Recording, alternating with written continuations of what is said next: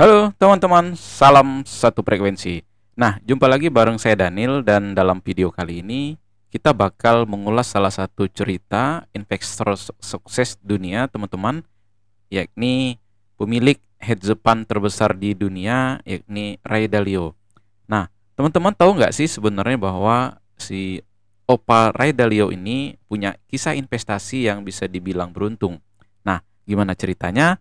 Yuk kita simak bersama setelah pesan-pesan berikut.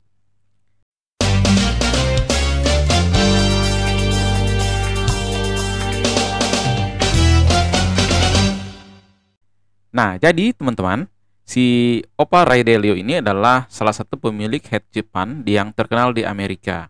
Jadi bahkan kabarnya teman-teman, si Opa Dalio ini punya kekayaan dan dinobatkan menjadi orang terkaya ke-99 dunia. Namun perjalanan awalnya menjadi kaya memang terbilang unik karena memang berawal dari keberuntungan. Nah, jadi teman-teman, si Ray Dalio ini dikenal sebagai seorang pendiri Bridgewater Associates, yakni hedge fund dengan kelolaan senilai 125 miliar US dollar atau kalau dirupiahkan setara dengan 1.850-an triliun. Nah, ini salah satu dana kelolaan terbesar di dunia. Jadi, teman-teman, Opa Ray Dalio ini sebenarnya kalau kita taksir ya, kalau berdasarkan informasi yang kita dapatkan, punya kekayaan hingga 16,5 miliar US dollar atau setara dengan 244 triliun. Jadi kekayaannya ini berasal dari kepemilikannya di Bridgewater dan akumulasi penghasilannya selama menjadi hedge fund. Nah, pertanyaannya, gimana cara Opa Ray Dalio ini bisa menjadi orang terkaya ke-99 dunia dan sukses menjadi investor dengan memegang kekayaan hingga 244 triliun. Nah, jadi teman-teman, sebenarnya kisah kecil, masa kecilnya Opa Ray Dalio ini sebenarnya eh, seperti ini ya, kalau bisa dibilang masa sulit ya. Jadi di era setelah Perang Dunia Kedua, pekerjaan pertamanya adalah sebagai caddy golf yang memang kerap membawa keberuntungan. Mungkin teman-teman masih ingat tentang kisah Peter Lynn yang memang menjadi investor terkemuka, bahwa dia mengenal saham-saham ini dari obrolan para pemain golf. Nah, begitu juga dengan kisah awal dari Ray Dalio ini. Jadi Ray Dalio ini sebenarnya dikenal sebagai pendiri Bridgewater Associates, yang mana pemilik hedge fund ini punya dana kelolaan tadi sekitar 1.850-an triliun. Nah, kekayaannya memang kalau dari informasi yang kita rangkum itu setara dengan 244 triliun rupiah atau 16,5 miliar US dollar. Jadi kekayaan ini murni berasal dari kepemilikannya di Bridgewater dan tentu saja dari penghasilannya sebagai hedge fund tadi. Nah, pertanyaannya teman-teman, gimana si Opa Ray Dalio ini punya kekayaan hingga di urutan ke-99 dunia? Nah, jadi sampai saat ini teman-teman, kalau kita lihat bahwa saham pertamanya ini menjadi yang menentukan si Opa Ray Dalio ini dalam kiprahnya dalam dunia saham. Jadi sebenarnya pada waktu itu si Opa Dalio ini sebagai caddy golf yang mana upahnya ini sekitar $6 per tas golfnya tadi. Hingga akhirnya dia punya tabungan sekitar 300 US dollar dan punya rencana untuk memulai investasi saham. Sayangnya si Dalio ini harus memutuskan saham yang dibelinya ini terjangkau dan memang potensial. Jadi dia masih bingung ya gitu ya. Jadi yang pertama cara yang dilakukan adalah sederhana. Jadi dia mencari saham yang memang dikenal. Dari kebingungannya ini dia punya satu metode yang sederhana tadi, mencari saham yang dikenal dengan harga $5 per saham. Jadi jawabannya adalah bisnis maskapai penerbangan komersil Northwest Airlines. Jadi si maskapai penerbangan ini menjadi satu-satunya saham yang perusahaannya pernah berada di harga 5 US dollar.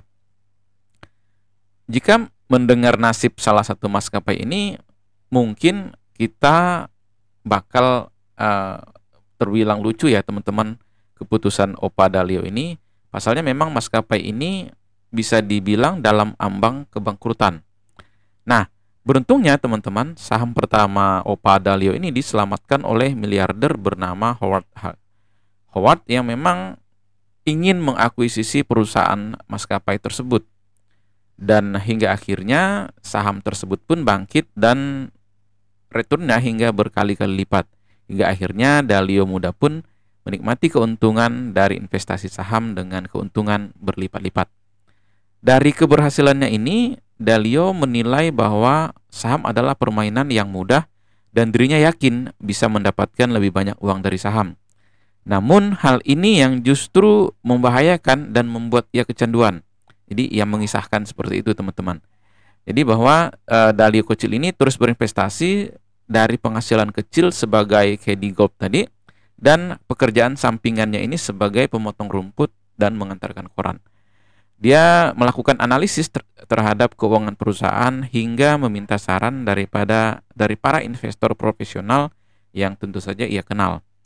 Hingga saat si Opa Dalio ini lulus, dia memiliki portofolio bernilai ribuan US dollar pada akhir 1960-an.